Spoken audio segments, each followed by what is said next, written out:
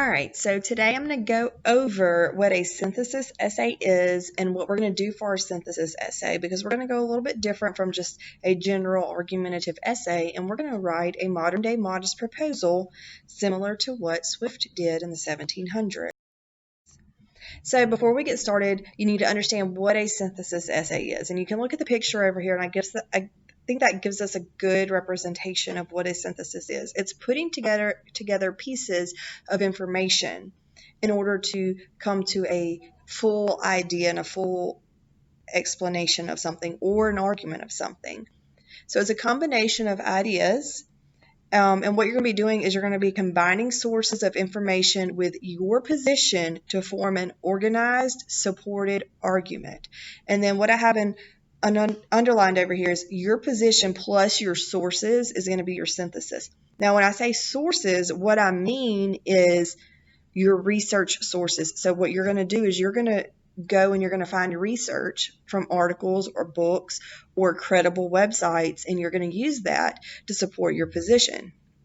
You will generate an original thesis and use multiple cited sources to support the argument. So cited sources means that you go and you find an article or a book or a credible website, and you have to, if you're going to use that, you have to cite it. I'm going to be going over all of that and how to cite, but make sure you understand you have to cite your sources. You must research a chosen topic to discover meaningful connections and to develop a unique and interesting argument. So you're going to choose your topic, and then you have to go and research and make meaningful connections, make something unique for your argument. You will make a claim and then support it with information from sources that are cited in the essay. You are synthesizing your view of the issue with the evidence and the sources. So you're going to take your point of view and what you know and what you believe, and then you're going to pair that with evidence in your sources to back up what you believe.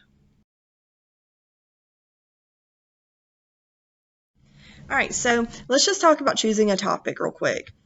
So first thing you need to do is you have to narrow a broad or general topic to something more specific, because a large topic is really impossible to cover thoroughly.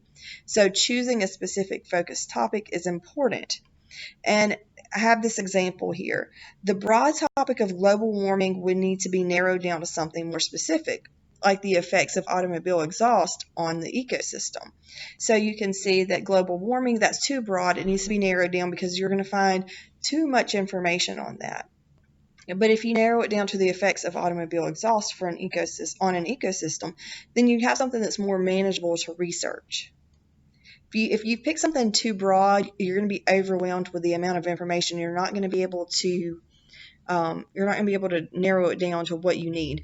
But you could go too specific. So you have to find that happy medium between you don't want to be too broad, but you also don't want to be too specific.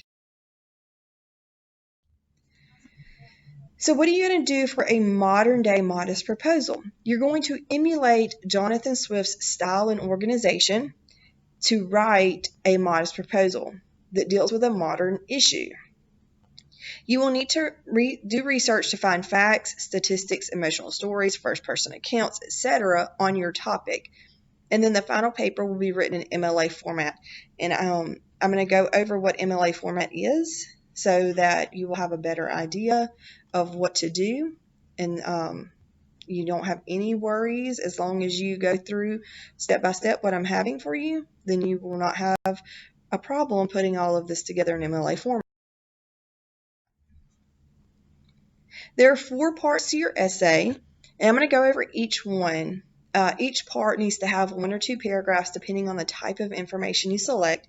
So you're going to start off to set up and explain the problem, just like Swift did. He explains the problem of poverty. So what you're going to do is you're going to set up and explain the problem that you are choosing to research. Part 2, you're going to begin convincing the audience that your idea will work.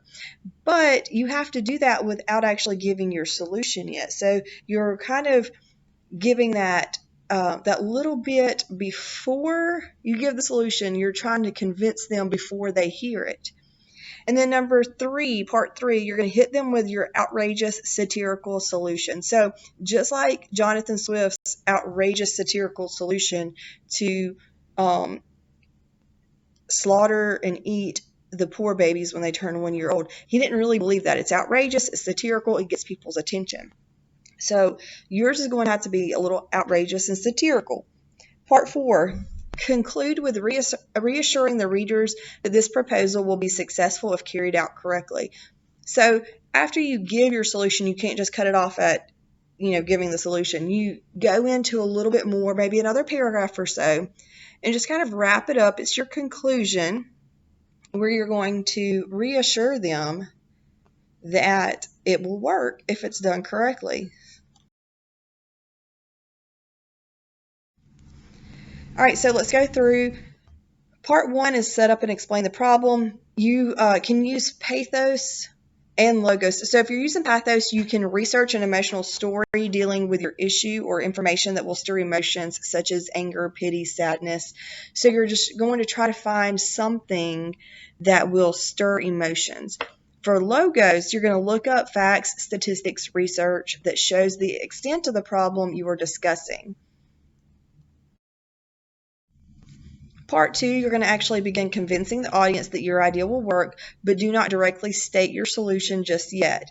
This is a great time to incorporate logos and ethos. Use facts to prove that logically your solution makes sense. Look at how Swift uses ethos for an example of that. And then you can also use ethos by identifying either an expert on the issue or someone who has personally been impacted by the issue. Be sure to explain what your solution will prevent, solve, contribute to, etc.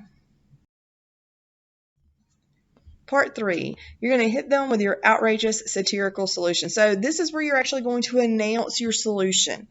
Go into details that explain how your solution will be carried out and how it solves the problem. Make sure you go into specific details about how it will make things better.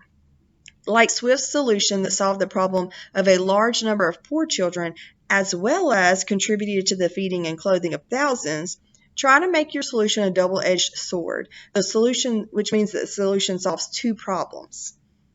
All right, you don't have to necessarily be specific about details of how your solution works, but be specific about how it's going to make things better. Part 4, you're going to conclude with reassuring the readers that this proposal will be successful if carried out correctly. And you need to give reasons. Don't just say, I can assure you that it will be great. Give reasons of why it will work and why they should agree with you. All right, so the requirements for your actual essay. Your proposal must do each of the following. You have to use ethos, pathos, and logos. You also have to have at least one use of verbal irony. Remember, verbal irony, what you guys most can relate to the most of verbal irony is something along the lines of sarcasm, but verbal irony is not necessarily sarcasm. Remember, Swift says that stealing is an art. He calls stealing an art. Well, he doesn't really believe stealing is an art, but the way that he talks about it is ironic. Okay, the third thing, it has to clearly be a satirical essay. If you give me a genuine, true solution to the problem, it is not satirical. Your satirical essay needs to have some crazy, outrageous solution that will solve the problem, but in a way that probably should not be done.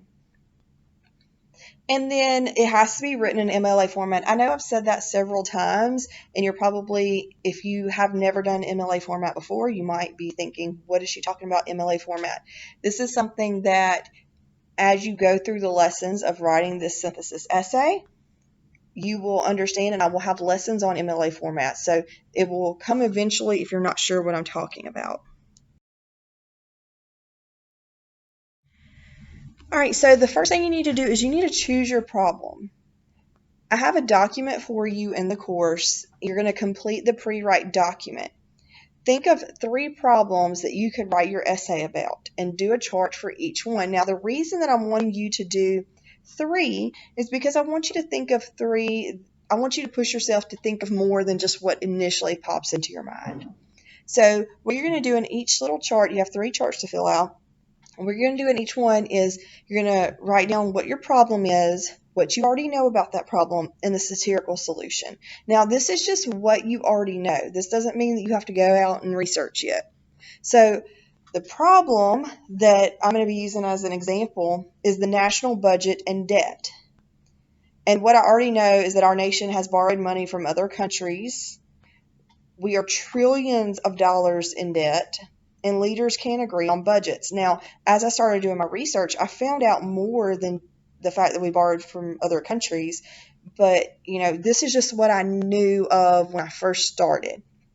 And then the satirical solution. My satirical solution is going to be just spend and borrow as much money as we can from other countries and refuse to pay until those countries take control of us. So that's my satirical solution. At no point do I ever believe that we should just borrow money from other countries until they take control of us. I don't believe that's a good idea. But that's my satirical solution, because my goal is to make people say, that's a terrible idea. Why would you want to borrow from other countries until they have control of us? Because if we're not careful, that's what could happen. And so I'm bringing attention to the amount of money that we're borrowing and the amount of debt that our country is in.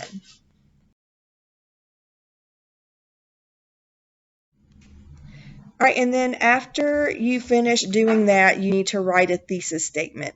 So what I've done here is I've given you an example.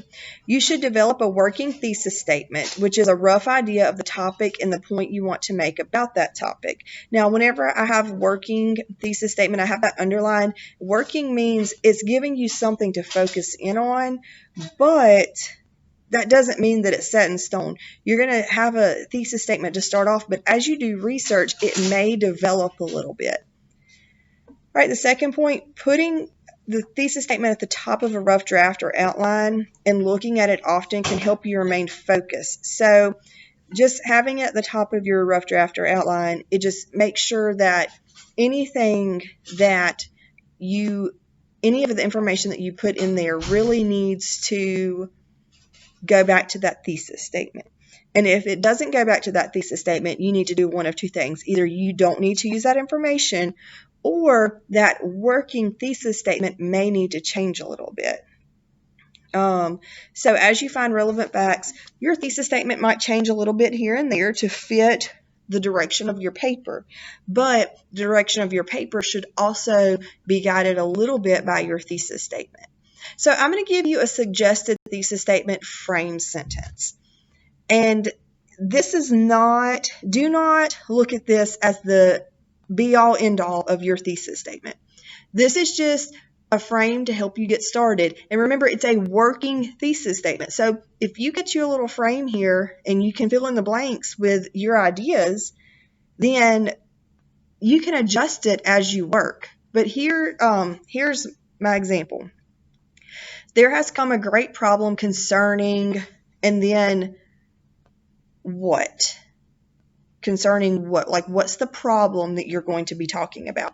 Therefore, there must be a solution in order to prevent this and allow this. So you're just filling in the blanks. What is the problem concerning? What will it prevent, and what will it allow to happen? Now, you don't have to say to prevent and to allow. You could just say in order to prevent this and this. Now, I have prevent and allow because I wanted my solution to kind of solve two problems. But you may say that my solution is going to prevent this and this. But I have is going to prevent and allow. So it's a working thesis statement. This is a suggested thesis statement frame. This is not set in stone. This is something that, yes, you need to have it organized, but you also can make some changes and fit it to what your paper needs.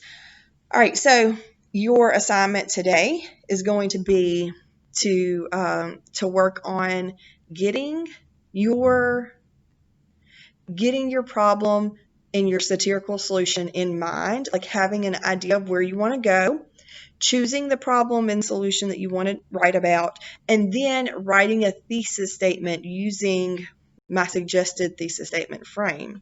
All right, and once you do that, you can submit it, and that way I can look at it if I need to and give you some suggestions.